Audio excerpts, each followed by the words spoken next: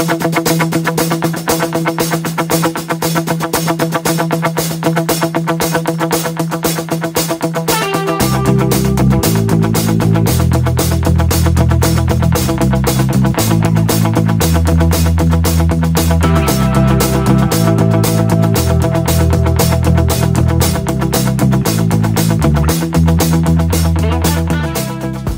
to another episode of Relics Radio. This is a family-friendly show, so the entire family can join us as we talk metal detecting, relic, and treasure hunting. You can also call in to the show at 270-495-0315 or join in the chat and post any comments or questions you might have. Relics Radio is also now syndicated on goodtalkradio.com and has a show each Sunday afternoon at 2 p.m. Arizona time. You're listening to Relics Radio of Southern Kentucky and Middle Tennessee.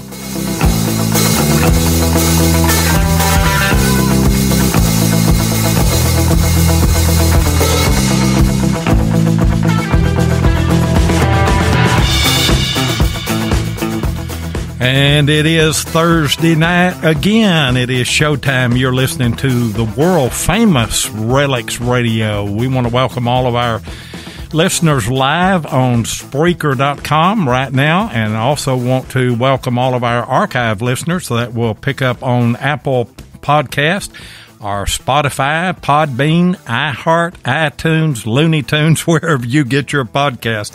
That's where we're going to find you. And also all of our syndicated listeners on the Cutting Edge Radio Network. You know, guys, there are 660,000 different podcasts that are active tonight. But you've chosen Relics Radio tonight, and we appreciate it.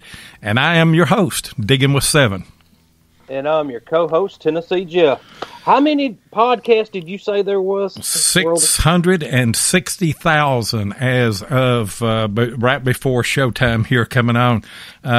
28 million episodes will go out on the air somewhere, you know. Podcasting is it's really picked up. I mean, there's a whole lot going on right now, you know, in that avenue. I think it will eventually replace conventional radio, don't you? I say it will. I mean, it's headed that way. So, was you able to get out and hunt any this week? Yeah, hunted a little bit, trying to gear up for our trip this next week. Trying to get back on my GPX. I hunted some Saturday, and I wasn't satisfied with what I did with my GPX. We just weren't in tune.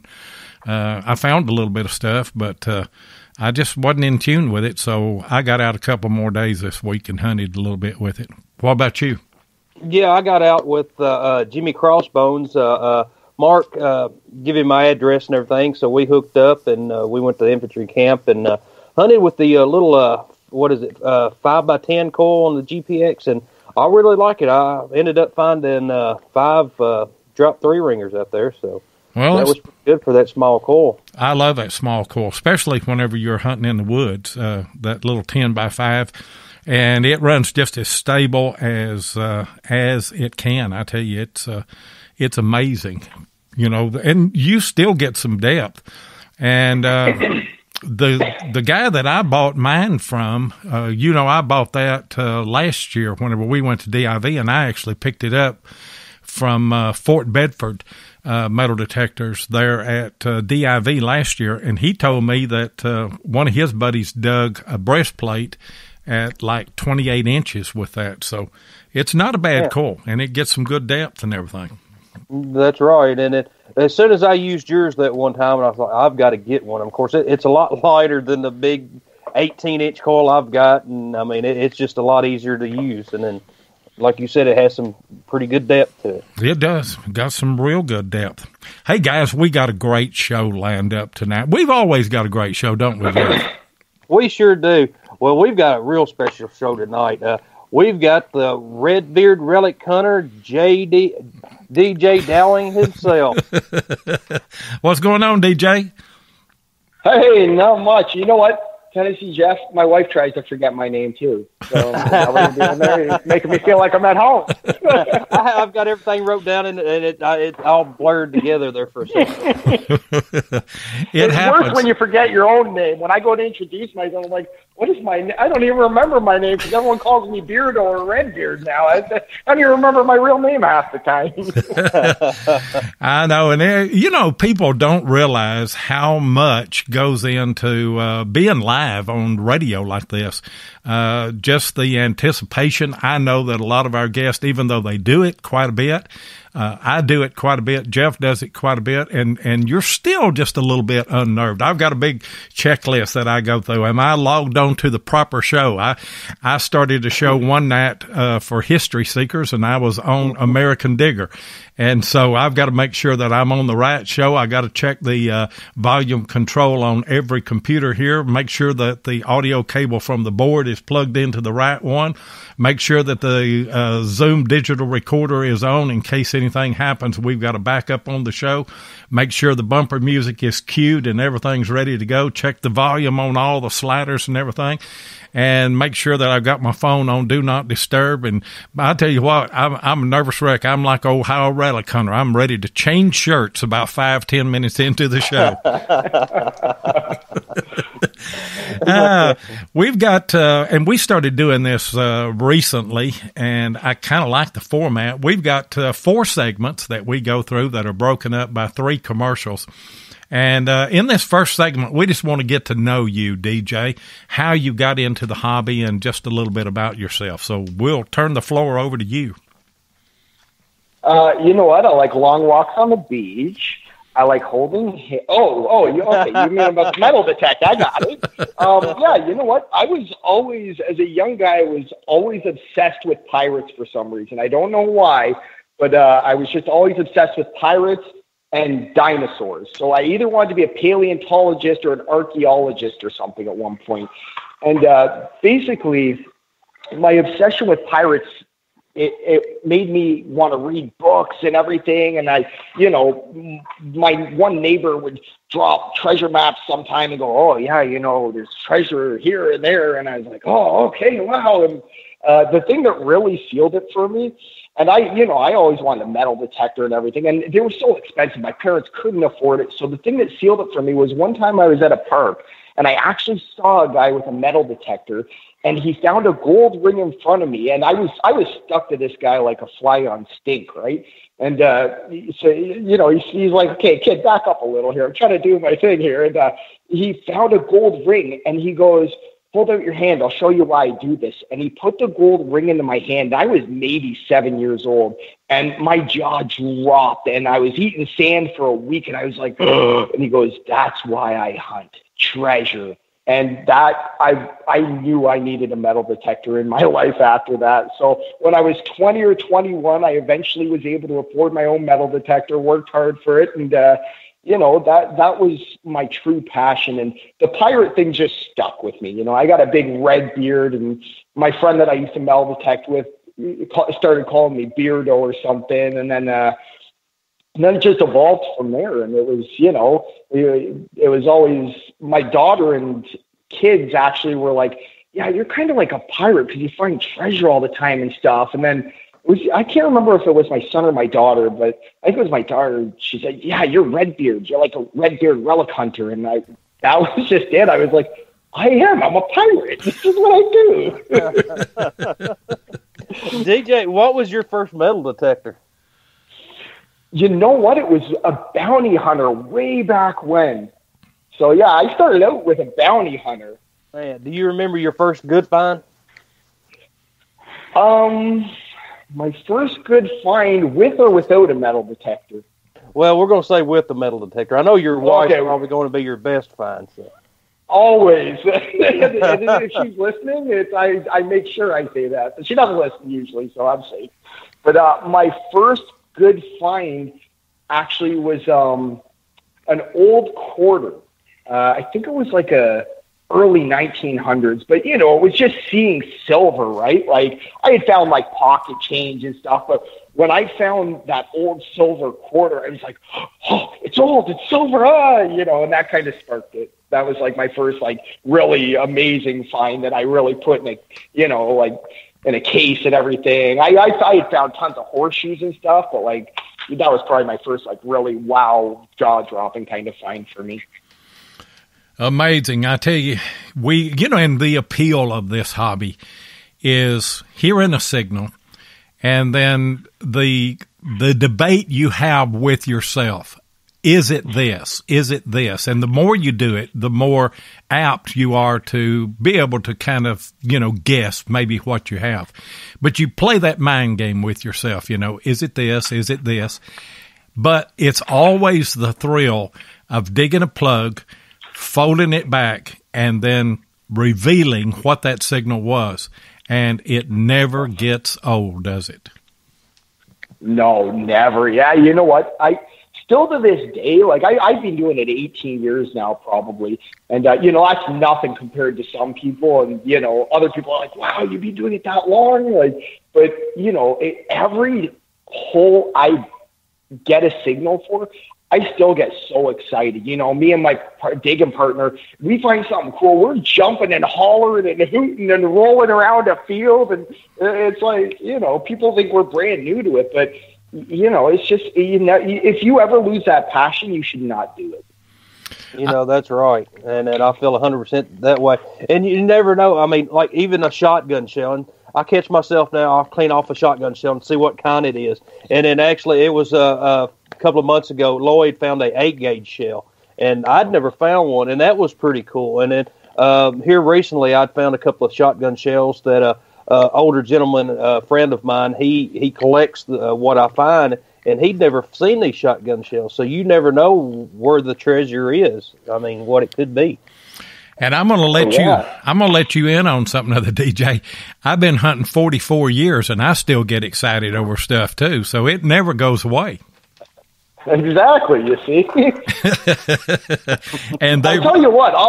Go ahead. You know what happened to me once with a shotgun shells? I had this farm commission once, right? And I found a bunch of shotgun shells. And they were pretty, they were older. And so I showed the farm. I found a couple coins and stuff that were 1800s. And I find the old shotgun shells. And I go, and I got a bunch of these. And he started to tear up. And I go, oh, well, I took them out of the field. I'm thinking what's going on here? And he goes, you know what? Those were my dad's. My dad used to hunt in this field, and it brought back all these memories. I was like, who would have known a shotgun shell could do that to someone? But that was, so you can never take any find for granted, I think. Yeah, I know. It's amazing what what you dig up, and a lot of people will say, well, it's just junk, but it had a personal connection with him. That was a shell that my dad shot. My dad was born and raised here in the county in which I live now, but I was born in Lubbock, Texas, and we used to come here on family vacations, and he took me into a holler. And I don't have permission to that holler yet, and I'm not for sure. I've got it narrowed down to 2 different hollers. But he told me that he had put a bunch of Indian head pennies one time in an old, some kind of old can, nailed it up in a tree. Now, that it's rusted, and all the money fell out on the ground under that tree. But this was probably 30, 35 years later, and we came, and he said, let's go and see if we can find that. We didn't have a metal detector, but he said, I think I can remember the tree. We walked up there, and obviously we didn't find anything. But if I could find 4 or 5 of those Indian head pennies all together and then know that those are things that my dad put in that tree whenever he was a teenager, you couldn't put a price on that. No, you couldn't. Not at all. Yeah. Man, and don't let Barb know, because she'll be right there, buddy. And Ohio Relic Hunter said it must be 5 Mile Holler. No, it's not 5 Mile Holler. It's another holler. But yeah, I'd give anything to be able to do that. Hey guys, we need to take a commercial break, and we'll be right back. Hey, Seven, we's looking good in our new Relics Radio T-shirts. Yeah, Ken and Mark Guthrie of Detectives.com done brung them to us. Yep. And they makes other shirts, too. Yeah, boy. Detectees.com can handle tees for your club, hunt, or any other promotion folks may have. They even got the wide pride shirts. Yeah, them boys does the manatee crawl. Yeah, scooting on their bellies. That's what I said. The manatee crawl. Looks like slugs eating jelly. So whether you hunt horizontal or vertical, tell the folks where they need to go, TJ. www.detectees.com.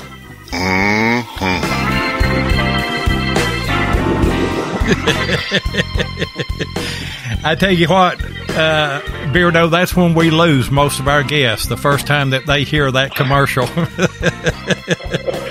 I tell you what, I was dying in the background. Every time I hear that commercial, I love it so much. I can't follow that commercial. I thought it was going to be bad trying to follow Fizz. I can't follow that commercial. I know it. And that thing came to me about 2:00 in the morning in a dream for some reason.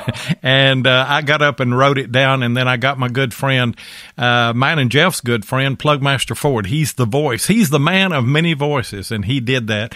But yeah, guys, if you want a detecting shirt, or if your kids play sports or whatever, reach out to Ken and Mark Guthrie and talk to them. They will fix you up. Great shirts and a great price as well. Hey, in this second segment here, we want to talk about the favorite kind of hunting that you do and a little bit about the equipment that you use now. Okay, well, my go-to machine is the Equinox 800. You know what? I used a different brand previously, and nothing against that brand, but the Equinox 800 is just, the second I started using it, it blew me away. I do a lot of farm field hunting, and I hunt farm fields that were 1800s houses, and in one case 1700 structures. So that's my preferred hunting, but the last few years I've actually started getting into water hunting, so snorkeling and stuff. So I like that. I'm going to try and do that a lot more this year if I can, and maybe do some videos for it as well. Hopefully. I mean, I'm not thinking I'm going to turn up Steve Zazulek type stuff, but I might be able to find a couple of things under there. But I love farm field kind of hunting. Yeah. So what got you into water hunting a little bit? I mean, you just got you just got tired of land hunting, or you just wanted to try something different? You know what?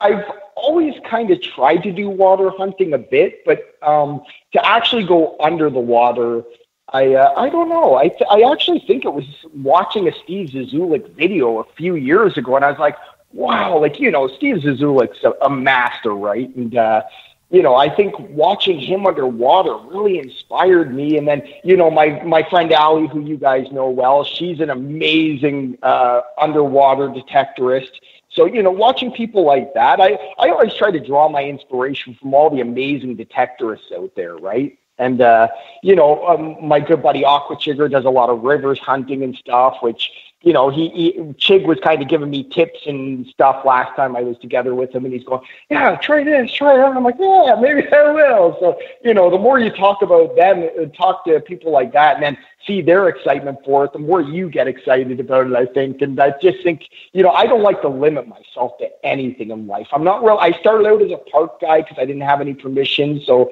I did parks the first couple of years, and then I, got brave and started getting permissions, and then, got a ton of permissions, got good at asking, and, I try to be personable and let the people know I'm in it for the right reasons. And,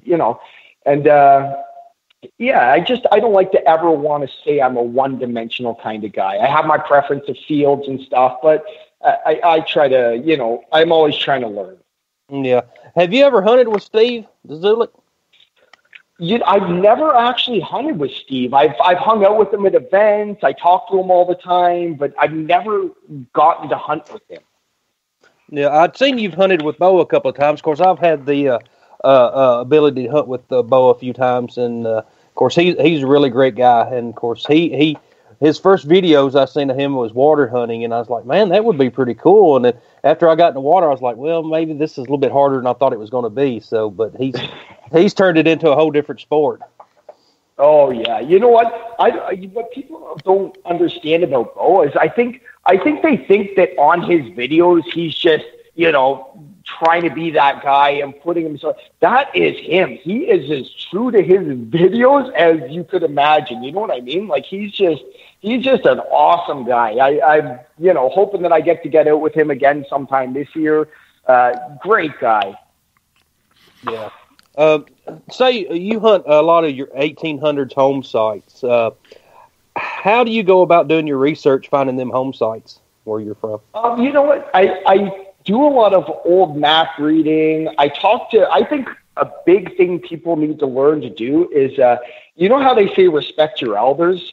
Well, I have so much respect for my elders, and I am lucky enough to have some, elders that I know that have told me stuff like, back in the day this and back in the day that, and I feed off their knowledge. The stuff they can tell you is so much more than what you can read in a book. They can relate things, and I feel like that's a strong point for me, is I get to talk to a lot of elders that, or they were told a story by their father or grandfather, and then that's paid off for me. And I do a lot of old map reading as well, though. Mm-hmm. And you see the elderly people now, and of course, when I was younger, before I got into this hobby, I was like, well, I got to listen to Grandma's story one more time, and I wish now I'd paid attention to them stories. I really do. And yeah, absolutely. Guys, sometimes just a small clue will lead you into something really, really good, because there was a guy who was telling me one time, I told him I was asking because I had permission on his land. And the old map showed where a house was, and I'd hunted around it and found a little bit of stuff, but not a really, really old house. And I said, is there anything that you've ever noticed out of the ordinary? And he said, yeah, I plowed a part of my field back there one time, and there was a bunch of glass and pottery and stuff like that, broken plates and stuff. It looked to me like, I said, do you remember where that was? And he said, yeah, I'll take you and show you where it was, And so he took me, and it turned out to be one of the better sites that I've ever hunted. I pulled out a lot of flat buttons out of that, got a couple of reals out of it. And so just those kind of things that the landowner or somebody that was young that, was on that land, something that they seen, that's just another dimension of research. Oh yeah, absolutely. Well, you know what? I in American Digger magazine this month, I touched on that in my article on that, because I was at this farmer's field and I'd been hitting it where it said the old house was on the map system, and of course, it might not necessarily be in that exact spot, even if you overlay the maps. It was only so accurate. It was 1800s, right? So I had an older fella stop by. And he goes, oh, what are you looking for? And I go, oh, just, treasure. And he's like, oh, yeah. He goes, there was an old house over that way. And I'm like, what? He goes, yeah, there was an old log house over that way when I was a kid. And he was in his 80s or whatever. And, and then it was getting late. I talked to him for almost 2 hours pretty much. And the next day I went there, and I found some amazing things just by, soaking in his knowledge. I think if you think you know everything, you know nothing. That's a problem. I think so too. I mean, you've got to pay attention to what. Now you're going to hear a lot of stories. Everybody says, well, there was a Civil War camp there. I've chased those and luckily have found a few colonial houses looking for that phantom Civil War camp that probably never was there. But, every now and then you'll get a tidbit of information that will pan out for you. And, that's the way to go with it. It is. Oh, yeah. And at 7, you remember the story, in between me and you, that's all I'm going to say. There was this hill that the Confederates and the Union was fighting over for several days. And, of course, I'd heard that story a few years back, and then you brought it up that you heard it from somebody. And then, of course, I'd heard it somewhere else, and then it may end up being something to that story. So you never know, and you have to go check these places out. Now, I mean, if you don't find anything, well, not to go back. But, I mean, somebody in between 3 or 4 people saying that something happened there, then I mean, there's a good chance it did. Hey, Beardo, how many good sites have you found looking for something else like that? Oh, geez. I can't even count how many. You know what? We actually found a site that we were looking for an 1870s house, and we ended up actually losing our way a bit and then going on this other field, and we ended up pulling out 1700 stuff, and there was no house on the map. So it's actually a house that was gone. It was from the late 1700s that was gone before they did the 1867 map. So, you know, we fluked into that. That was last year. And, I couldn't even count it. Well, that's kind of the way with me and Jeff, because we stumble up, you know, just scouting somewhere. I can name you 3 or 4 colonial houses that I have found, and I go back and look at the maps, and of course there's nothing on the maps because the maps don't go back that far. And, you know, there's no alternative other than just getting in the field and walking and hunting. Now, you're going to waste a lot of time, obviously, but you never know. You know, that one day may be the day that you land on a really good spot. And I have found that whenever you find one of those old 1700s house, especially in our part of the country, there were a lot of Indians here as well, and they formed tight-knit communities. So if you find one 1700s house, chances are you're going to have 3 or 4 other houses that are really close to that, because although they didn't have maybe what you would call a legitimate fort, they did build close to one another to have strength in numbers. Oh, yeah, absolutely. You know what? My friend Dan, my digging partner there, he made an amazing discovery. I think it was 2 years ago now. And we've pulled out, you know, I pulled out, I think 1 or 2 1700s coins from there. We pulled out a ton of early 1800s coins, like War of 1812 era. And it was a site that no one's ever been able to find out. And even, you know, all these experts and everything think it's a completely different spot. So, you know, and we're on to another one that I'll just say it's a legend of gold. And, you know, everything we've researched so far, we think is wrong. So if we find that gold, that'll be a pretty nice little payday. It's got the thing showing it off. But, yeah, you know, it's just, there's so much history under our feet kind of thing, right? And you just, you know, not to, you know, knock maps down or history books or anything, but it's not always right. Yeah, that's true. Hey, we've got some people that are trying to call in. We've had a couple of calls that have tried to come in. We're not going to take any calls until we get closer to the top of the hour, and we've got reasons for that because we'll open the phone lines up, but we'll tell you guys when we're opening them up, and then we welcome all the calls that we can get at that time. DJ, what have you not found that you think you should have found? Oh my gosh, pirate treasure. That's what I want. I want some pirate treasure. That's what I want. You know what? I try not to think about that. In all honesty, I mean, I've never really tried to make a bucket list, and the reason is I try to be just so grateful for what I found. But I mean, if we're gonna go there, I'm gonna say I wouldn't mind finding a gold coin because I saw a lot found last year, and I'm like, I don't have one of those, that's for sure. But yeah, I mean, pirate or Viking treasure, that's my like all-time ultimate goal. I think a gold coin is just about on everybody's bucket list, ain't it, Jeff? Oh, I'm sure it is, and I know it's on the top of mine. But I mean, there's a lot of coins that, well, actually, United States half cent. I didn't even know they made them until I found one. So, I mean, you look at your bucket list. There's stuff on the bucket list you don't even know it exists right now. So that's true. I mean, oh yeah. At the very top of mine, I found everything but a 2-center. Other than a gold coin, I hadn't found that, and I haven't found a half cent. And then after saying that, I'll name through 5 or 6 things I haven't found. But, you know, I do have Trime. I do have Cap Bust. I do have Half Dime. I do have, you know, almost everything except a 2-center.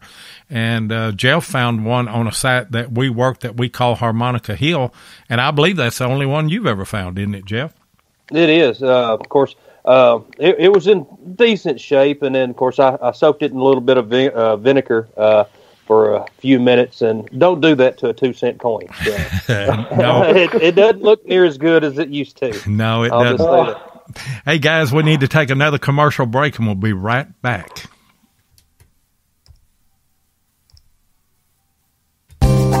If your passion is metal detecting, then you know how much your success is based on the equipment you use.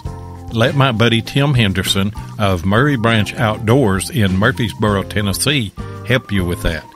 Tim is an authorized dealer of Minelab, Garrett, XP-DES, and macro detectors and supplies, and also carries many aftermarket items.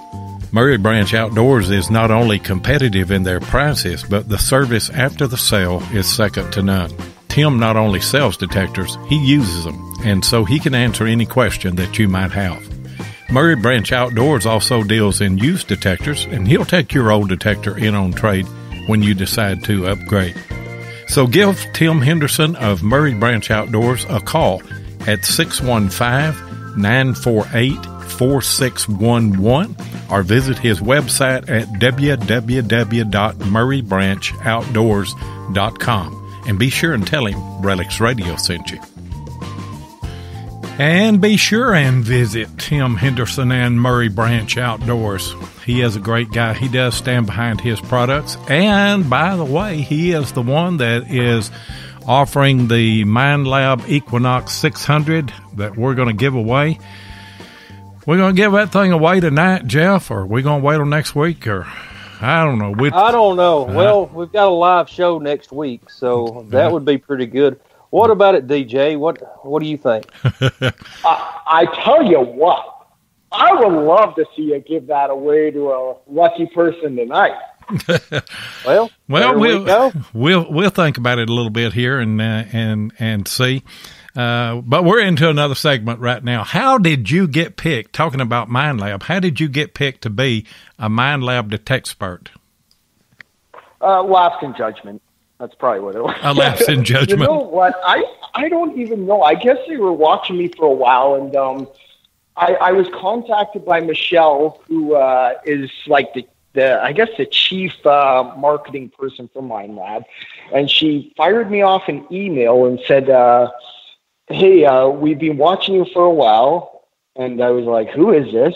And why are you watching me?" And then she goes, "Oh, no, sorry. It's Michelle from Minelab." And I go, "Oh, hey, how are you?" And she goes, "We like that you're different. We like that you don't take yourself too serious, but you're serious about treasure." And she said, we think you'd be a perfect fit for our Detexpert program. And I had actually, I was at an event with Gary Drayton, and I saw he had this nice Detexpert shirt on and a hat on. I went, "Hey, what's that? How do I get one of those?" And that was, a few months before I was picked. And he goes, "I can't talk about it, mate." And I go, "What? You can't talk about it?" He goes, "No, I can't talk about it, mate." And I go, "Oh, okay. Well, we're in the shirt, Gary." And so you know what? They contacted me. I was really lucky. I consider myself a very lucky person because it's a pretty small list right now. But I think other people can apply. But from what I've been told, they're not accepting anyone else right now. But yeah, for me, it was a matter of they contacted me. I guess they liked the fact I was different, and I, like to joke around, and I definitely don't take myself serious. And I guess, I know a fair bit about Minelab machines, I'd say, and I am an okay treasure hunter, I guess. So you had to throw the bounty hunter away. Oh, I threw that away a long time ago. Nothing against Sam. I just, I upgraded, and then, once I went to a Minelab, I said I can never own another machine. And this is before I was ever sponsored by them. I said I can never own another machine because this thing is amazing.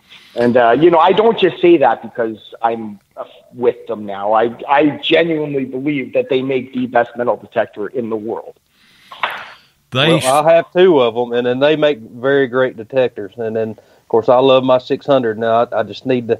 I'm thinking about upgrading to the 800, but I hadn't done it yet. So, well, I've still got an E-Track. There's a friend of mine that's using it. I went from it to a CTX. I've got a 600. I've got the. Me and Jeff both have got the GPXs. That is a phenomenal machine. But you better get you a bigger shovel when you buy one of them. and a shoulder harness. And a shoulder harness. And it changes the way that you swing. But I tell you what, they do. They make amazing machines. And, we're just tickled to death that we're going to be able to give one away sometime here in March. Somebody's going to, if you win it and you don't have a Minelab, you're going to be converted. There's no doubt about it, because this Equinox has got some of the best separation, wouldn't you say, DJ, of any machine that I've ever seen? Absolutely. And I like everything about the machine. That's why it's my go-to machine. I love the weight of it, for one. As you said, if you're using some of the machines out there, you're going to look like Popeye in your one arm, and it's going to be ridiculous. But you know what? I love the weight. I love the way it can, if you get a good target, you have a good target with this thing. It screams at you, dig me. So, yeah, there's so many different things that your show's not long enough for me to tell you how many good things there are about the machine. And I think most of it is the multi-frequency. I was sold, and I did a video. I was doing a video. It's just my regular hunt video. But I got a real good mid-tone, good nickel sound, just as strong as it could be every way, repeatable, real nice signal.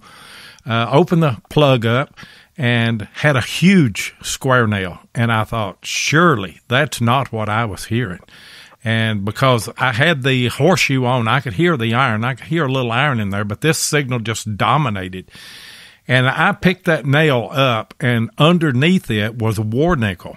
And that big nail laying right on top of it, and yet it separated all of that. Oh, yeah. You know what? I have a video out from not too long ago, and I found this really old, cool gold cross. It's 18 carats, right? And there was actually a nail right either on top or right next to it. And I could faintly hear the nail, but then I had this, beautiful sound, and I'm like, okay, it's not the nail. And then I, see the gold, just the bit of cheddar sticking out there, and I'm like, oh my, there it is. That's the signal. Yeah, the separation is next level on it. It's incredible. It is. There's no doubt. It really is. We had a question, Justin Sully. What about the diabetes clinic that you was hunting? And actually, you were on the news channel, wasn't you, for hunting the diabetes center? Yeah, you know what? I'm very lucky to have that permission. It's a great spot. They've treated my diabetes for quite a while. And so basically everything Dan and I find there, we donate back to the center, because they're trying to raise money to build this big addition. So when they build the addition and get all the money together, once that's built, they're going to display all the artifacts that were found on the site. And the one coin I found there, they had valued for insurance purposes, and it was valued between $1,700 and $2,200, I guess. And it's a huge 1.5 ounce silver token. It ended me up on Canada's highest rating best news channel. I mean, I've been on the news before, but nothing for like this. And that was a pretty surreal moment to be able to give that to the center and say, look, I found this, and this is, and they were so happy, right? So yeah, that was, the center's done so much for me. It's the least I can do for them. They really helped me with my diabetes so much. I can't thank them enough. They're amazing people, very selfless, and they don't get the funds they need. Yeah, wasn't that a coin? Wasn't it the person that was on it? Wasn't they related to the people that actually built the building? I've seen the coin. It was a chunk of silver, a huge chunk of silver. Oh, yeah, and it was custom made by Wells & Co., which was two brothers that were the most sought-after famous jewelers in Toronto in the 1800s kind of thing. And it was actually the original owner of the home site was the agricultural minister of Canada, and it was an agricultural token that related directly to him. So it was cool. You know, we found a couple of things now that have been able to relate directly to the original owners, which they were just, you know, blown over for. They were just so amazed, right? Oh, I'm sure they were. And then, of course, when they interviewed the lady that I guess runs the place, you could tell she was very happy to have it. And, of course, they're actually going to build a new center, and then they're going to have it on display.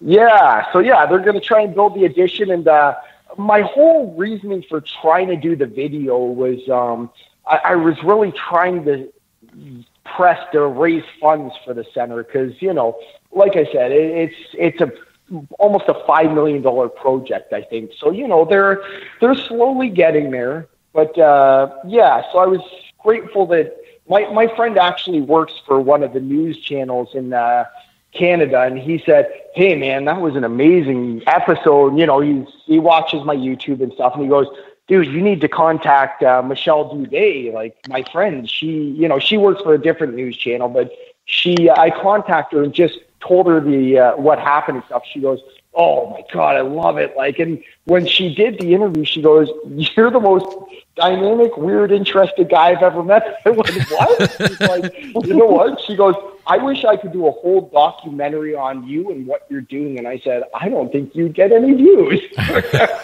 But, you know, for someone that, you know, is so high up to say something like that, you know, I try my best to be very humble. I don't try to think I'm better than anyone or anything else. And, you know, that was just such an amazing thing to hear that. And it really, you know, my whole idea for trying to get on the news was actually raise some money for the best center and get people's attention of knowing what the best center is and stuff. So hopefully it helped.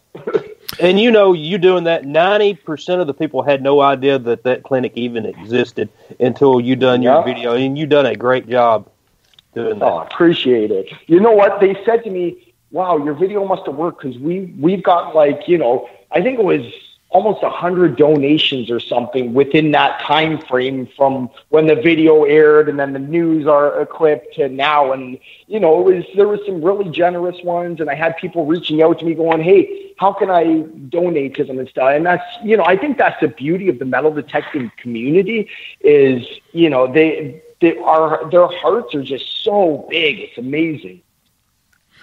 It is, and you know, you're a true ambassador, and that's what sets you apart from a lot of other people. And you know, that's probably why Minelab reached out to you. And you do a lot of this with Pop Can Dan, don't you? Talk about him for a minute. Yeah, you know what, Pop Can Dan, talk about an amazing person that represents the hobby.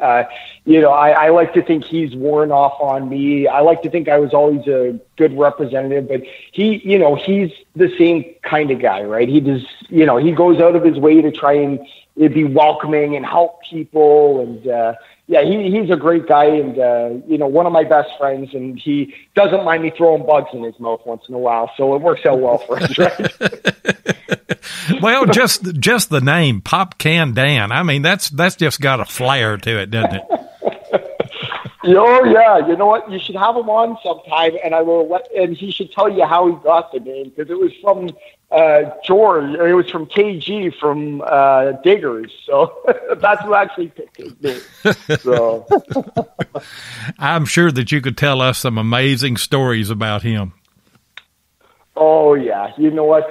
He's an awesome guy. He is. I don't know how he puts up with me and tolerates all my shenanigans all the time. But I tell you what, he's going to get payback this year. And it's our tomfoolery is going up a level. I just literally spent a whole day planning a prank on him for this year, and I can't even tell you what it is because just in case he's listening, I don't want to blow it. But I tell you what, it's elaborate. And I hope it works. Otherwise, there's stuff like, $20 for nothing and like 2 days of planning. So, and that's what makes it so much fun. I was videoing at a hole. Me and Jeff were hunting at a spot, and I was down videoing at the hole and videoing the find and everything. And out of the corner of my eye, I catch this white object that comes in, and Jeff has found a golf ball in the field. And he does his best to throw that golf ball and get it in the hole. He didn't get a hole in one, but it rolls right up beside it. And I said, there's a dadgum golf ball come through the air right here. And, you turn around and there he is smiling like a possum eating sardines. And then, of course, I think you threw it back at me and you hit me with it. If I didn't, I ought to have. Hey, guys, one more commercial right here.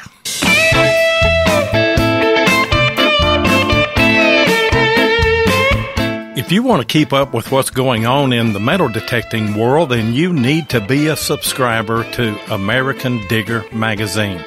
Butch and Anita Holcomb are the publishers of the magazine and have won awards for 3 straight years for being the best digger magazine on the market. American Digger magazine is available in both print and digital formats, so no matter where you live in the world, you can enjoy the latest happenings in the hobby. You can get in touch with American Digger magazine by going to americandigger.com or give them a call at 770-362-8671. And be sure and tell them that you heard it on Relics Radio. And American Digger magazine is the premier magazine in the metal detecting world, and I'm fortunate enough to be the producer and one of the co-hosts on Monday night on American Digger Relic Roundup. And by the way, we're going to have Allison Walker on this coming Monday night. Looking forward to being with Allie again. And DJ, you've got an article in this issue, don't you? I do. Yeah, that was fun. I was really honored to have my article put in there by Butch. And what we have started doing since I joined the show is a thing called the Writer Spotlight, and we're taking each issue. Now, Allie is an exception to that. She doesn't have an article yet in the magazine, but we're going to have her on as a guest, as I said, on Monday. But what we're trying to do is reach out to the different writers or who they write about and share those stories with people, and just get more people to come to the magazine and read the amazing articles. We had Steve Zazulik on. He is a columnist now with American Digger, and he had some great stories this last Monday night whenever we spoke with him. But it's a great community, isn't it, DJ? Oh, it is. You know what? There's a lot of amazing detectorists, and you find out that you make lifelong friends, right? No doubt about that. And just a heads up, I'll be reaching out to you probably in the next 2 or 3 weeks. We're going to have you on as a spotlight writer there. But in this segment here, why do you like pirates? And tell us the story of when you were 11-year-old that kind of got you into all of this. You know what? I don't know what it is. Pirates are just so different. They talk different. They get to be a little crazy and zany. And I'm a different kind of person, right? I either you love me or you hate me. There's not too much in between. I don't take myself very seriously. I think a lot of people take themselves too seriously, and I think I could probably take myself a little more seriously sometimes. My wife says, but you know what? Where's the fun in that? So I think pirates are they're kind of zany, right? And everyone, always kind of said, you're like a pirate or something. You're just, not that I'm a drunk or anything. That's not why. It's a matter of, I don't take life seriously. I have fun. I enjoy my life and stuff. And, when I was 11, what happened was, my neighbor, he told me once, he knew I was into pirates and treasure, and I was always talking to him about treasure and buried treasure, and he said to me once, you know what? I heard Blackbeard buried his treasure in my backyard over in the corner or whatever there. And I go, what? And he's like, yeah. And I go, oh, can I dig there? And so sure enough, I dug there for about a day and a half. And to his surprise, I actually went up to him. I found an old car from probably the 1920s. My house, as far as I know, was built, I think, in the 20s or 30s, and his was probably the same. And I found this old car and a coin. So I brought it to him, and I go, I think I found some of his treasure. And he's like, what? And he goes, you actually dug something up, and it was, super, like, it was pretty deep, and it took a lot of hard work and stuff. And sure enough, I found a large cent and a cool old car. And that almost started a real love for me for old cars too, with finding them. Every time I get a dinky car, Dan and I are lucky enough to dig a lot. Unfortunately, some of them are modern, but when we get a 1920s or 30s dinky car, we're like, oh, look at this! Like, and then we race the cars we find, and usually we'll put it on the video. But we spend a good 20 minutes during the day. We take a little break from detecting, and we race. It's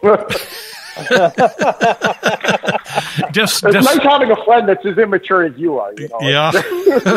Y'all just sit down on the ground and put those cars in your hands and just race them, huh? Yep, exactly. We lay right on the ground. We even make the sounds. It's very realistic.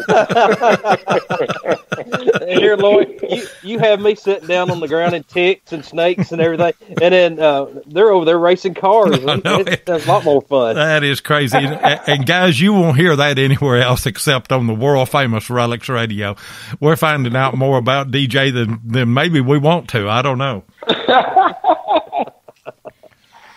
There is a fascination with young people, though, isn't there, with the whole concept of pirates? Oh yeah, absolutely. You know what? I think, like, when I go to events and stuff, I'm lucky that a lot of kids gravitate to me, right? And I spend almost all my event time hanging out with kids that are digging and stuff, and I think it's a pirate thing. I think they're like, yeah, this guy is a pirate. Look at him. He's weird. He's crazy. He's zany. And you know what? I know I always had a big obsession with them, and I just think it's in you. You feel it. You feel the drive, the treasure, the legends, the treasure maps, everything about it. That skull and crossbones flag waving in the air. I mean, it's just something about it. It is pretty neat. I guess what got me hooked on pirates and treasures and everything is One-Eyed Willie. I always loved that movie. That was great. So, what was his name? Yep, absolutely. One-Eyed Willie. One-Eyed Willie.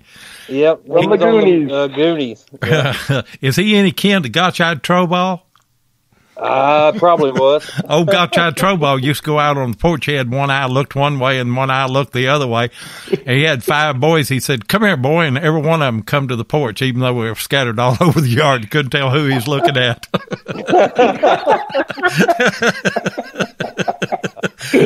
That's bad, wasn't it? I tell you. But yeah, kids are the future of this hobby. Oh, absolutely. You know what? I'm a firm believer that, if this hobby will be made or broken by, keeping kids interested in it. And, I that's why I gravitate to the kids and try and hang out with them. And, I went to one event that, they didn't have like they had this prize thing set up or whatever. And if you guessed all the things right, you got a hat or whatever. And, I saw 2 kids not get it right, and they didn't give them a hat anyway. And I had brought a bunch of treasure to show off and stuff. So I went to these 2 kids and I went, "Hey, you won." And they're like, "Well," they said, "I didn't win." I said, No, you won." I said, "You won the special prize because you get to get the actual treasure." I go, "You don't get a stinking hat. You get the real treasure." And I gave them a couple of coins and, some artifacts I had found because I didn't, you got to keep the kids into this. You got to keep them interested. So, yeah, I just, you got to make sure they stay interested. But you also have to be realistic and say, it's not always going to be a gold coin. Sometimes you're going to dig garbage. That's life, right? It's the way of the detectorist. It's not always gold coin. It's not. And I'm fortunate enough in my county where I live, One of my daughters is a school teacher here. I taught subbed for a little while, and I have the opportunity each year to go to every elementary and our middle school and our high school and do a presentation on the Civil War in our county. And I take a few bullets with me, and I'll do the presentation and show them where the action was in our county. We actually had a little battle with John Hunt Morgan here. And, when the teachers get to that segment in the school year, they always holler at me. And this coming Monday, I'm going to get to go to Gamaliel Elementary School here in the county. And it is amazing to look at the face of those children whenever they actually hold a Civil War relic in their hand. It just brings everything that the teacher has taught on the Civil War. And it's prompted the teachers to be more proactive in their teaching. But, you hold that history in your hand, and that's something that you just cannot take away from that child. They will have it forever. Oh, man, yeah, absolutely. That's pretty cool. And could you imagine, like, taking them out to the little battlefield, like on a field trip, and then just you could show them exactly where this happened here, this happened there, and show them kind of where you found the bullets and the relics? Yeah, but I don't know. You get into some legal stuff there. Sometimes I asked one of the teachers. I said, I actually have a Colt 44 pistol. Can I bring it? And the superintendent said, no, I don't think we better do that. I get to do that right before Jeff and I go to DIV this next week. And by the way, guys, we're going to have a live show from DIV again this year, ain't we, Jeff? We sure are, and it should be a great time. I know Barb's going to be there, Denny's going to be there, and of course I could talk forever and say who's going to be there, but I'll end up forgetting somebody. Yeah. But it's going to be a great time, and I can't wait. I can't either. We're actually going with Ron Reed and Tim Henderson with Murray Branch Outdoors. You know what? We're going to be there this next week, and it's kind of going to be cumbersome for us to give away a detector.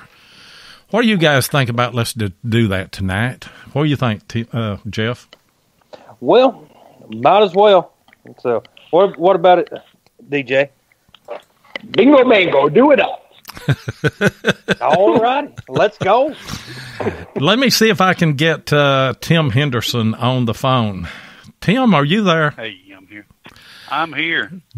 What do you think about you want to give your detector away tonight?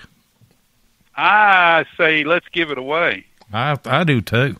We've got a Minelab Detexpert here, D.J.Dowling, Red Beard Relic Hunter, and, I think it's just the perfect time. Everybody, and this may take a few people by surprise because I've been noticing in the chat over the last couple of shows, people are saying, it's going to be the 28th whenever they give it away, but it's just going to be so hard for us at DIV to do that. I'd rather just go ahead and do that tonight. I tell you what I did this afternoon. We put in, and there were 163 entries into this contest. I put in the random number generator 1 to 163, and I drew 5 numbers out and went through and got the names that corresponded with those. Then I put them in 5 different envelopes. I shuffled those envelopes up. I have no idea whose name is in what. And then I put 1 through 5 on the envelopes themselves. And so, DJ, we're going to let you do the honors. Pick a number between 1 and 5. But before you do that now, the envelope that I open up and the name that I call, you're going to have 3 minutes to either call into the show at 270-495-0315 or at least put it in the chat. And people are putting numbers up here on the board. We're not picking numbers out of the chat. Don't start that because poor old Mark Hoover is monitoring the chat tonight. He'll have a heart attack. But Jeff will put that number in. He already has. I see it there. Or you can put it in the chat. Now, if you're working, if you're on the road, if there's no way that you can be in chat, we will let a family member of yours be in the chat or give us a call. That way it gives us an opportunity to serve the people that listen to the archives, but it's got to be live on the show tonight. So, DJ, 1 through 5, what do you say? Okay, well, there's probably a lot of entries for this, so that means there's probably going to be 200 people that hate me after tonight. Thanks a lot, Roy. No, there's only going to be 100. You know what? Only going to be 162. But here's the deal. Here's the deal. Not everybody's going to be not a winner, because we're going to give a second prize and a third prize. So 3 of the 5 people here, you're going to get to pick 3 numbers. So what's your first one?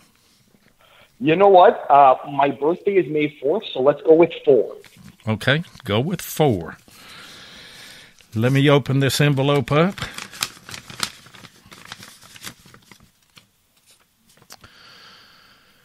Number 9 is the number, and it is Todd, I guess you say Mass on that, M-A-S-S, Todd Mass. If you are in the chat, say something real quick or give us a call at 270-495-0315, and that starts now. So you've got exactly by 8:03. I'm showing 8 o'clock on Central Time here on my computer. So you've got 3 minutes to call in or say something on. He's in the chat. He just posted. I'm here. Okay, great. Then go ahead and call in. Actually have a call right here. 7772. Is that you, Todd? Hello, yes, this is Todd. How you doing? What a lucky day for you. Man. Oh, man, I'm excited. Congratulations, Todd. We are excited. Yeah, go ahead. You're on the line with Tim Henderson. He is the man responsible for this giveaway, and so we'll let you thank him. Awesome. Yeah, well, Tim, I appreciate it, man. I'm fairly new to detecting here in the last probably 6 months, and I've been looking at the Equinox line, and I just saw this, and man, I'm excited here. My wife about scared her when I heard number 9 called, so I really appreciate it and look forward to it.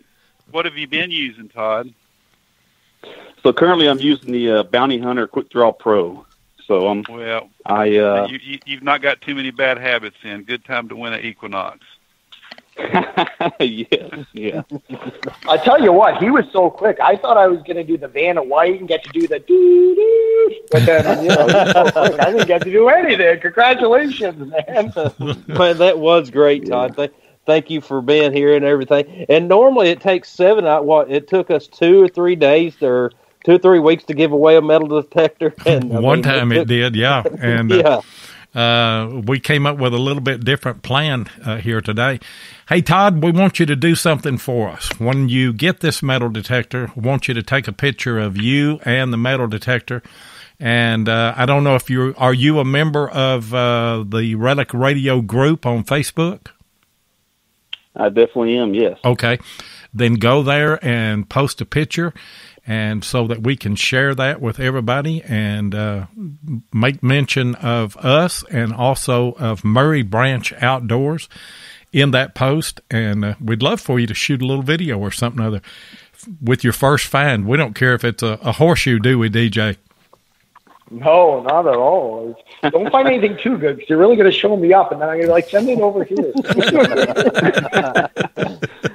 Yeah, I'll be sure to definitely do that. And I just want to say thank you to everybody on the show for, ever since I started, all the history that y'all have gone over and the things that I've learned. And, the show in general has just been great. So easy to listen to, and I really appreciate it. So that's great. Awesome. You ain't got to tell all them lies now. You already won. Yeah, I'm blushing over here. Yeah. Hey, man, we appreciate that, because that's why we do this. We want to share as much as we can. We try to seek out the very best guests that we can that can share information, and we've been very fortunate because of Mark Hoover finding us just absolutely awesome guests, and we've got a good following, and we're happy to have you as part of our group, and this is the first time that I've ever talked to you, and but already consider you a very dear friend. Well, thank you. Todd, I definitely appreciate that. Where are you from? What part of the country live in? I'm in the Houston, Texas area. Houston, Texas. So you'll get plenty of use out of this Equinox. Oh, yeah. I see a lot of guys right now that are up north that the ground's frozen. They're waiting for it to dry out, and I think right now is a good time for me to dig because here in about a month or so, it'll be too dry for me to dig. So, and it'll be too hot too. And you've got a lot of too hot. Yeah, you've got a lot of Texas diggers that are down there. Gypsy Jules is down in Texas, and a lot of people down there. I'm originally from Texas and actually lived in Port Arthur for a while, for about 18 months. You know where Port Arthur's at? Yeah, just east of here, Yeah. Well, Todd, congratulations, and thank you for participating in the contest. And we look forward to seeing a picture of you holding that Equinox whenever you get it, and you're going to love it, no doubt about it. I appreciate it. I look forward to finding some history. Okay. All right. Congratulations, Todd. And hey, Tim, thanks so much for giving that, donating that. That's incredible. What an amazing gesture. You are more than welcome, guys, and that's going to be awesome watching him learn that thing. Big upgrade for him, and a lot of people might think, well, the 600, I'd like to have an 800 or something else, but that's going to be perfect for him, that 600. It is, and for him to start learning. I debated about whether to get the 600 or the 800, but unless you gold prospect, you can get as much. And the 600 has the same processor as the 800. Now, there are a few bells and whistles that you can do on an 800 about changing the tone breaks and things like that, which I wouldn't do anyway. I had the opportunity to do that on CTX, and I didn't do it. And Todd, you'll love this machine. It is fast. It is light. It is good. And you're going to absolutely love it. And by the way, if you have any problem with that, anything that you want to know about it, pick up the phone, call Tim Henderson. He will give you, whatever information that you need. He will guide you through step by step. You can get a hold of D.J.Dowling, Tennessee Jeff, or myself, Digging with 7. We'll all help you through any questions that you have, won't we, guys? We sure will. Oh, absolutely. Yep. Great. Sounds good, Lou. I appreciate it. Okay. I tell you what, I'll give you the secret on how to discriminate bottle caps if you contact me. Okay. Give that secret out right now to everybody. That's right. You want it? Okay. I tell you what. I'll tell you. So if you're in multi-frequency, and this will work almost every time. If you're in multi-frequency and you're getting, say bottle caps usually ring up anywhere from 13 to 16, and they're solid. So what you do is if you're in multi and you have within that range, and you're going, do the cross, do it from one way, then turn, do it from the other way.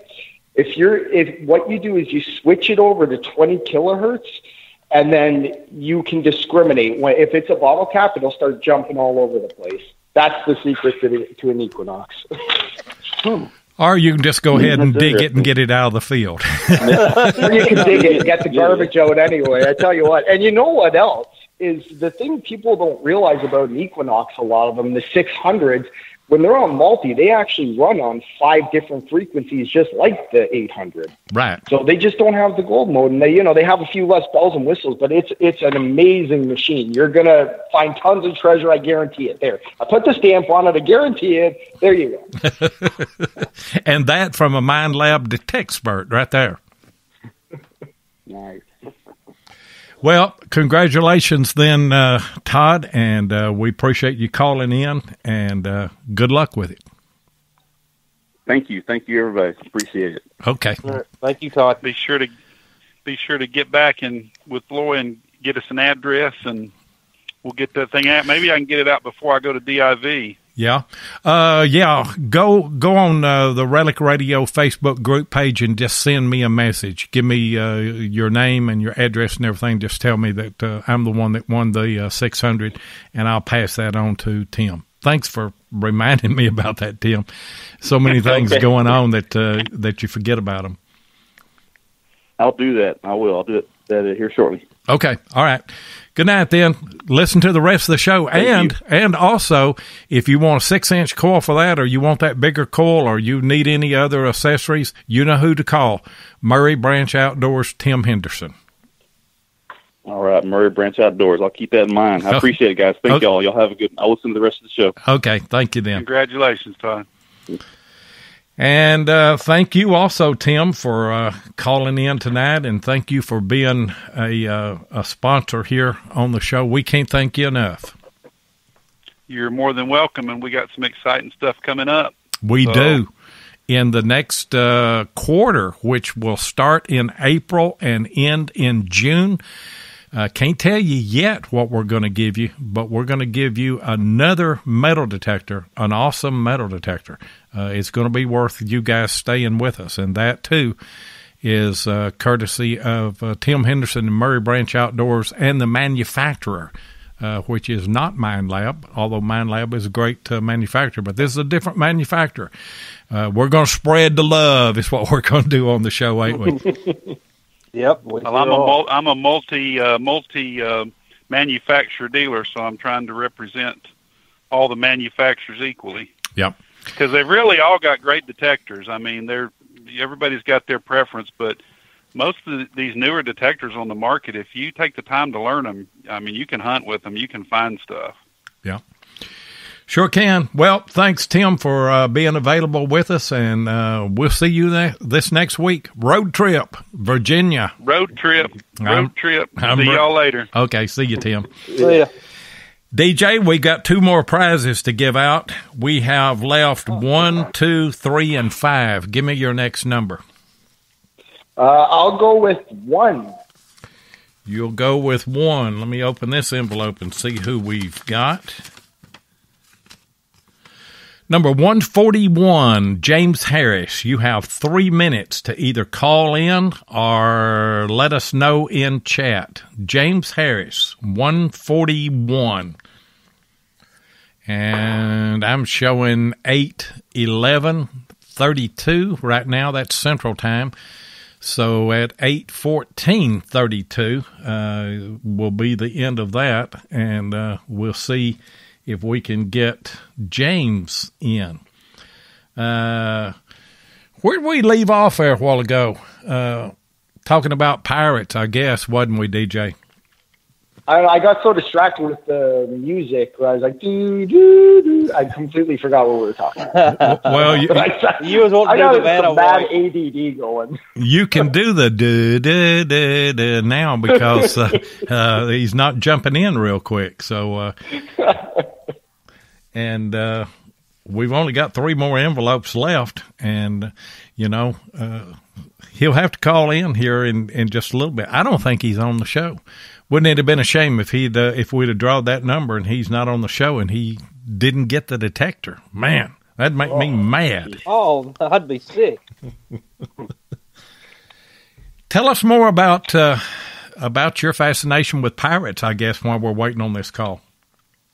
Yeah, you know what? I always had a fascination with pirates, and the way they would talk and the way they would, they have fun, right? Everything you've ever read about a pirate has been, not so much the, killing stuff, but the fun stuff. That's fun, It's the thing that really got me about pirates was I saw a picture once in a book of an old treasure map, and for some reason I don't even remember the book, but it's still ingrained in my head. And I found this 1930s newspaper when I was working on a house in the floor of it, and the texture and look of this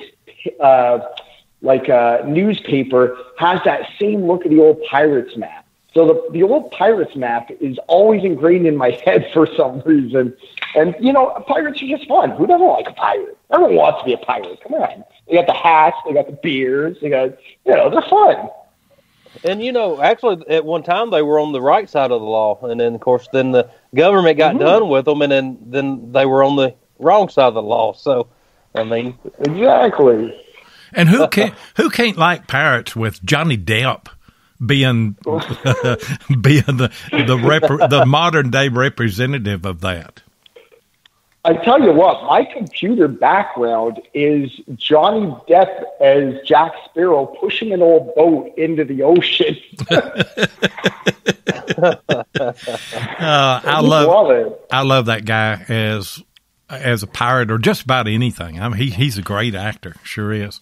Oh yeah. Hey guys, didn't hear anything from James Harris, and so we're going to go on. We've got 2, 3, and 5. Pick another number. All right, let's go 5. Go with 5. Let me open this envelope and see who we got in there. Number 22, James Opfar. I know I saw James in there earlier. James, you don't have to call in. Just give us something in the chat, and we will know that you are there, because I'd like to open up the phone lines here in just a minute and give some people the opportunity to, and by the way, it's 8:15:09 right now. So 8:18:09 will be the cutoff on, hey, there he is. Hey, I see you, James. Okay, James Opfar, you are the winner, and Detectees.com is going to send you a shirt, a Relics Radio shirt of your choice of color. You know how to get a hold of me. We actually had James on. He was a great guest at one time on the show. I can't remember when we had him on, but he was a great guest, wasn't he, Jeff? He sure was. I mean, it's been a little while back, but yeah, he was a great guest. Yeah. And, of course, I'm glad he's winning the shirt. Well, he was the one his whole family called in, wasn't it? Oh, yeah, his wife called in before the show even started. His wife called in before we even got James on, I think. I talk to him sometimes on Facebook, I think. He's a nice guy. He is a nice guy. But anyway, you win a Detectee shirt from Ken and Mark Guthrie. They were kind enough to say that they wanted to be part of this contest as well. DJ, we got envelope number 2 and number 3. Which one do you say? Ooh, let's go 2. Number 2. And number 2 is number 109, Tony D's. Tony, if you're in there, say something in the chat. It is 8:16:42 right now, and we will give you until, what'll that be, 8:19 to say something in the chat if you're there. I sure hope you are, because we've only got one more envelope here left. We might have should have drawn out more numbers. I don't know. Yep, he's in the house. Is he in the house? Okay, yep. Great.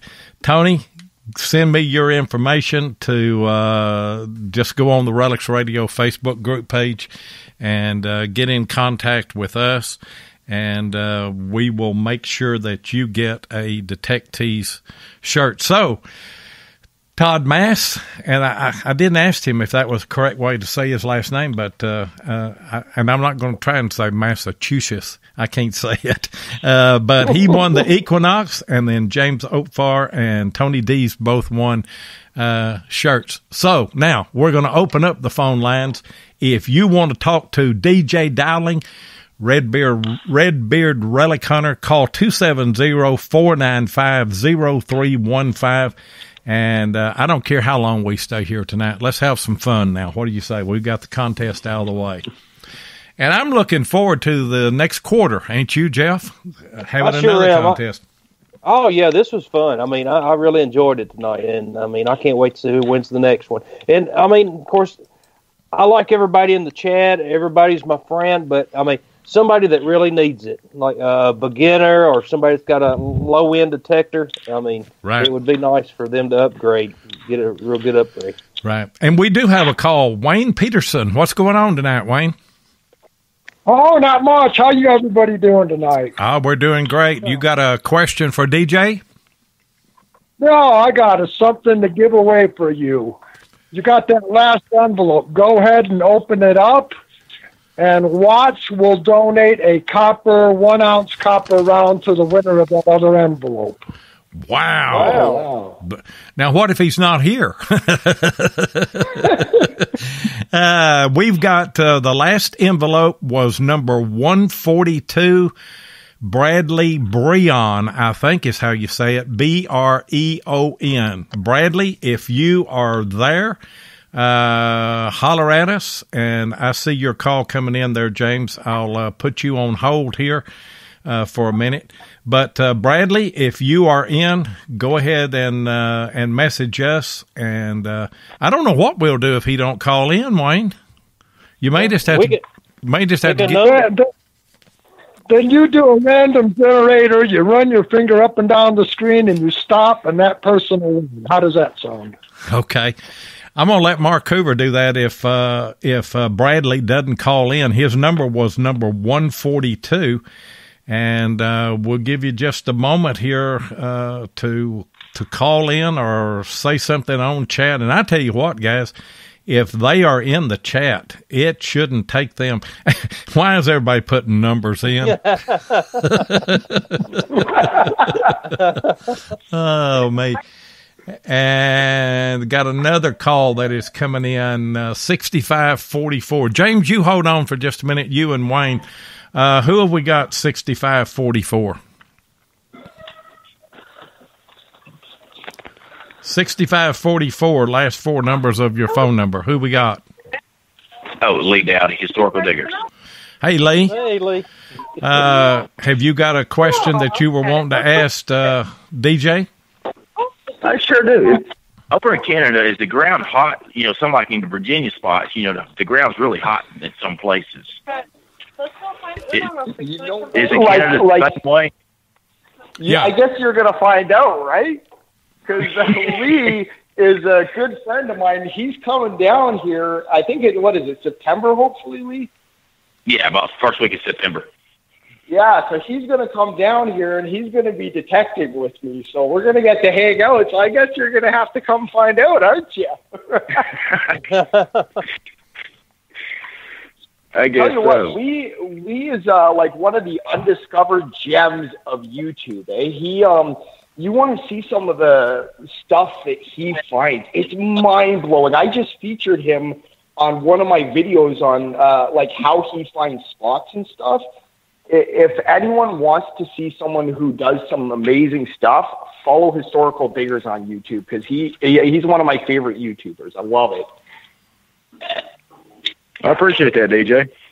Yeah, of course, buddy. No, I appreciate everything you've done for me and all the support you've given me. And, you know, you're one of my role models, buddy, so it's always great to talk to you. Yeah, that is great. And great that you called in, too. And good luck, guys, on your hunt. I'm going to have to move on over to another call. But, yeah, Lee, thanks for the call, okay? Thank you, sir. James Oakfar, go ahead. Hey, you guys. How's it going? Going pretty good. Have you got a question for DJ, or you just want to talk about that shirt? I didn't. Well, I just want to say thanks, first of all. And I just wanted to say hi to DJ. My phone's buddy. How are you? Stay on too long. I'm doing all right. It's been a good show. Hopefully I didn't disappoint you, man. Yeah, most of the time I catch it on archive, so I'm glad to be able to listen to it live tonight. It's been kind of nice. Well, we appreciate that, and at least you want a shirt anyway. Yeah, I know the detector would have been better. Yeah, that's all right. As we already mentioned, I have enough detectors, right? Yeah, you do. And Wayne is still on the line. Wayne, Mark Hoover just randomly picked somebody out of the chat. It is Texas Jake in Oklahoma.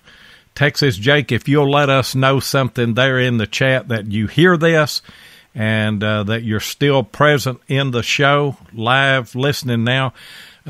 Texas Jake in Oklahoma, put something in the chat. And Wayne, what did you say you were going to give away?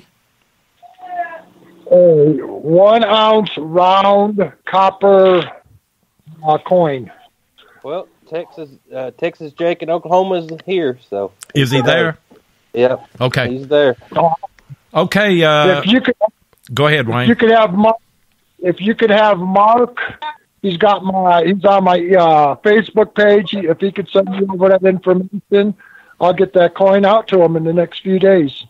Hey, thank you so much, and thank you for calling in and adding this giveaway. So we actually had, well, except for one, we gave away 4 prizes tonight, guys. That's awesome.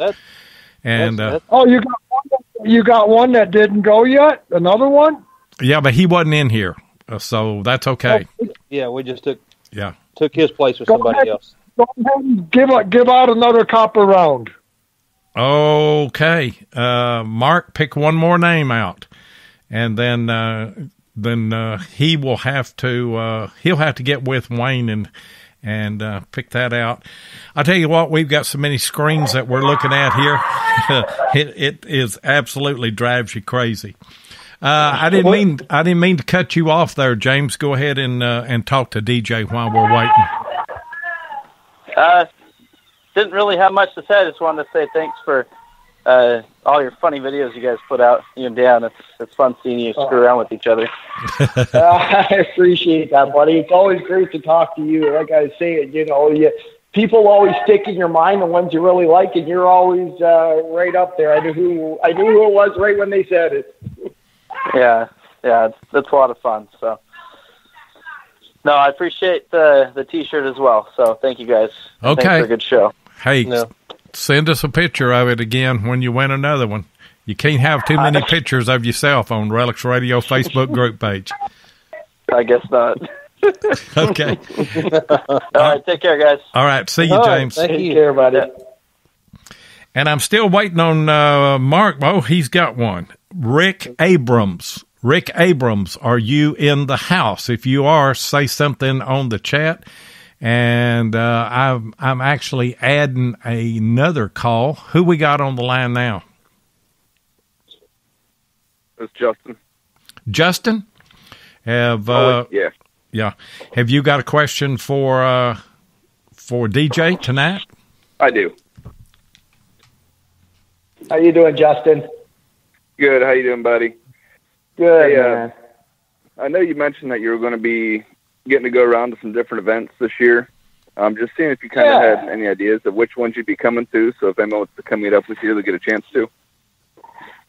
You know what? Minelab's apparently working on a schedule for me right now, so I haven't seen it yet, but I know that I'll be at Radio World in Toronto, hopefully April 13th, I'm thinking, and I'll actually have that big silver coin there to show off to people and stuff, and, that's in Toronto, Canada, of course, and then I'll be at Wasaga Beach. I think it's September sometime. There's a Minelab event there that I know about that I should be at.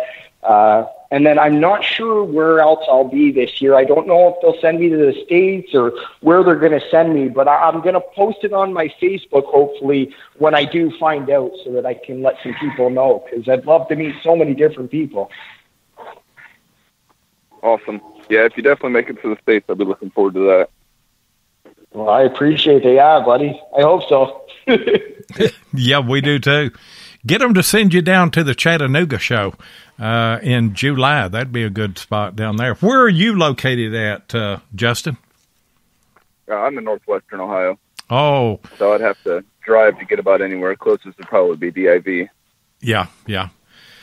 Is this Sully? Yeah. Oh, I tell you what. Call in. You know what? You want to see someone with talent, you look up him. Oh, my goodness. He blows my mind. He does coin rings and, pendant jewelry and stuff. It's mind-blowing. I'm in awe. Half the night I spend in front of my computer, it's looking at what he does. It's mind-blowing, the stuff he does. Yeah, I didn't know who that was. You were on Josh's show recently. I listened to that show. Yep. Yeah, I was on there. Yeah. Oh, man, you make some amazing stuff. You and Tim Henderson need to hook up. He makes coin rings and is getting pretty good at it, too. But you make some amazing stuff. Yeah, I appreciate that. Yeah, I just put together something custom for DJ there. I got another little thing I'm going to send up to him as a surprise. So I'm looking forward to him getting that so we can release that and show everybody the new design here before I release it to everybody else. Well, that's cool, I tell you. And appreciate you calling in tonight. Yep, absolutely.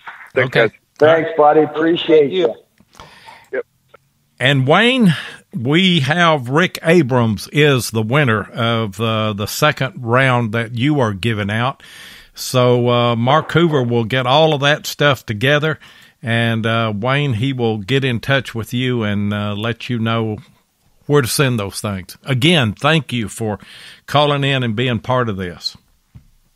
No problem at all. Watts always supports all these stations, and, you know, we're glad that you're out there because it gives us the information. Okay. Appreciate the call. And thanks a lot, Wayne. That's awesome. I'm going to let you go because Outdoorsy Gal is trying to call in. What's going on tonight? Have we got you on the line yet? Hi, it's Outdoorsy Gallo. How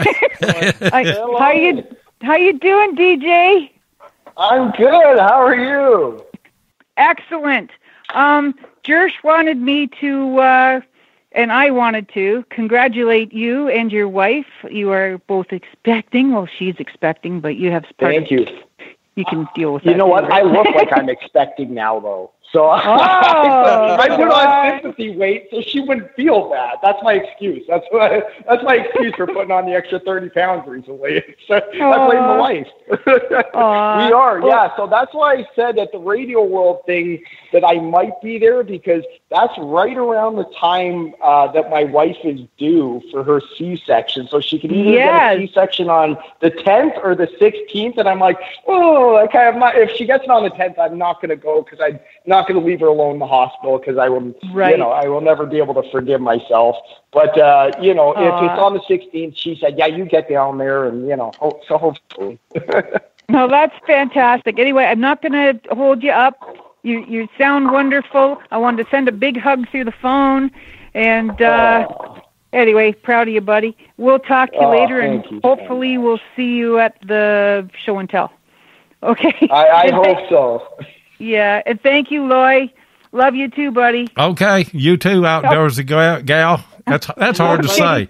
That's hard for... I know, Outdoorsy Gallo. Okay, bye-bye. Outdoorsy Gallo. Appreciate the call. DJ, your congratulations, you're expecting, and your relic hunting is done with.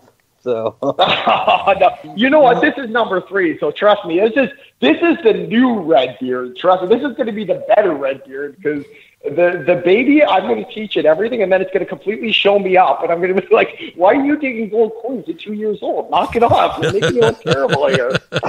We'll see. I've got it's just a new hunting buddy. Well, yeah, I'm looking at that. See, I've got a 19-month-old, and then I take him out relic hunting, but he tries to eat the relics, and then, of course, then he'll get interested for a minute, and then start trying to eat dirt, and then you just have to take him home and clean him up. So, I mean, it takes a lot of the time. You know what? That's kind of what happens with me and Dan. He's like, we got to go because you're eating dirt. You're trying to sniff the relics and eat them. And so we're used to it. Don't worry. I'm going to put him on a harness thing and just be like, okay, there you go. I'm metal detecting. And he's going to be strapped right to me, hopefully. Hey, DJ, you have been an absolute wonderful guest tonight. I appreciate that. We're on past the bottom of the hour. It's 9:32 Eastern time. I have everything, I think, in the description, how to get in touch with you, but go ahead and give us all your links, YouTube, Facebook, and all of that. Yeah, so I have Instagram. That's at Red Beard Relic Hunter. My YouTube is youtube.com/Red Relic Hunter. And then on Facebook too, it's either at Red Beard Relic Hunter or at Red Beard Relic Hunter 1. I can't remember. It's probably both me. So you can find me some way or another. And yeah, I got those links and put all those links in there. Anything coming up that you know of real quick that you're going to be doing? You know what? I have something in the works, and it's going to be a next level type thing. I can't. It's totally top secret right now, but it's going to help a certain demographic amazingly, and it's going to really benefit the future of metal detecting.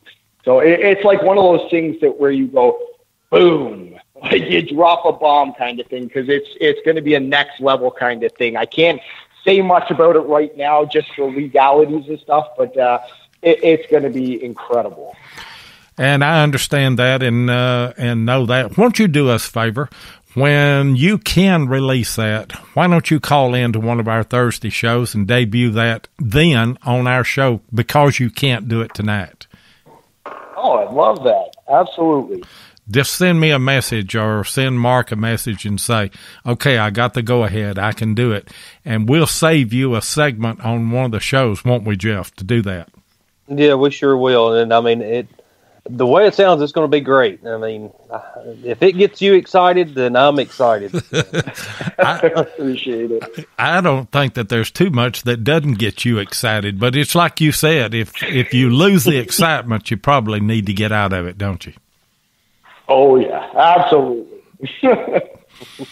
What a great guest, and what a great crowd we had tonight, didn't we, Jeff? We had, the chat was full. Poor Mark, I was trying to help him out a little bit, but I was trying to pay attention and listen, and, I mean, it was just going everywhere. But, yeah, it was a great show, and glad we got the detector given away, and glad it went to somebody that actually could use the upgrade and everything. And appreciate everybody in the chat, everybody that called in. I mean, it really has been a great show and the great guest, DJ. Man, you've been an awesome guest, and we really appreciate it.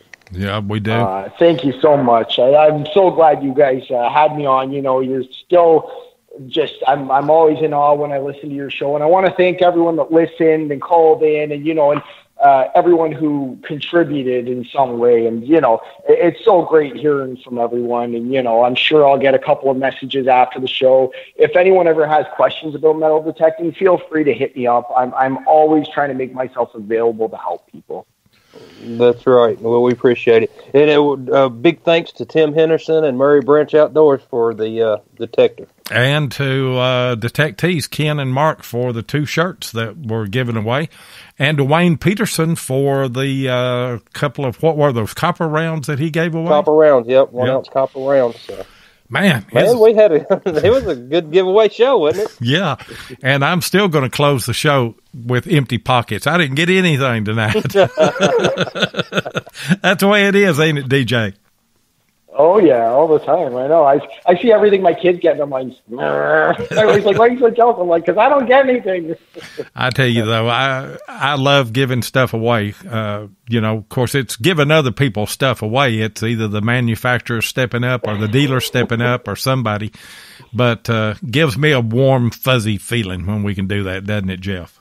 It sure does. I mean, I love it. But I'll tell you what I'll do. Of course, we're going to meet up here next week and got the truck cleaned up, ready for DIV and everything. And I'll put you a stinking Lincoln on the dash. Okay. Pick the truck up. So. That's what I need right there is another stinking Lincoln. Hey, DJ, hang on the line there for a little bit, and I'll close out the show, and then I'll be back with you guys. But great show tonight, everybody. Thanks to everyone. Thanks to Tim Henderson and Murray Branch Outdoors. Thanks to Detectives.com. Thanks to Wayne Peterson, who is not one of our sponsors, but stepped up tonight to let us just empty every envelope that we had, and we appreciate that.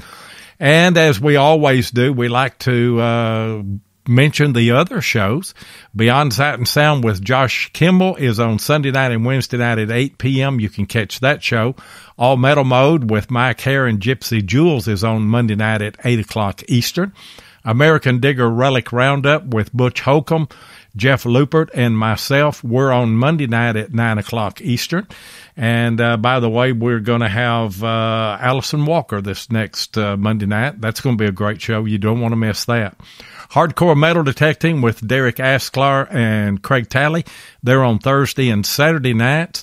And our best wishes go out to Pauline. They're on at 8 o'clock Eastern. She's been under the weather, but I think is doing better now. And then XP Team USA with Dave Kimball and Grant Hansen. They're on every other Friday night with a podcast at 8 p.m. Obviously, me and Jeff will be right back here next week, but we will be coming to you live from DIV in Virginia, so join us this next Thursday night.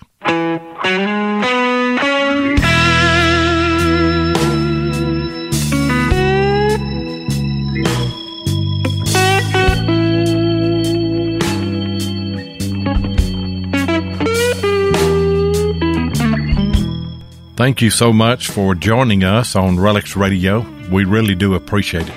Be sure and join us live each Thursday night at 7 o'clock Central Time, 8 o'clock Eastern here on Spreaker.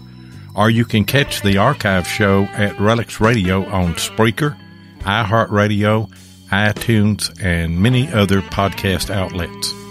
Relics Radio is also syndicated on GoodTalkRadio.com and has a show each Sunday afternoon at 2 p.m. Arizona time. Please take a minute and hit the like button and be sure and follow us so that you'll get notifications of all of our upcoming broadcasts. You can also find us on YouTube at Diggin' with 7 or Tennessee Jeff, or you can check us out on our Relics Radio Facebook group page or Adventures in History on Facebook. If you'd like to get in touch with us, then send an email to relicsradio@outlook.com. We'd love to hear from you. We hope you'll join us for our next episode, and until then, get out there and dig some history.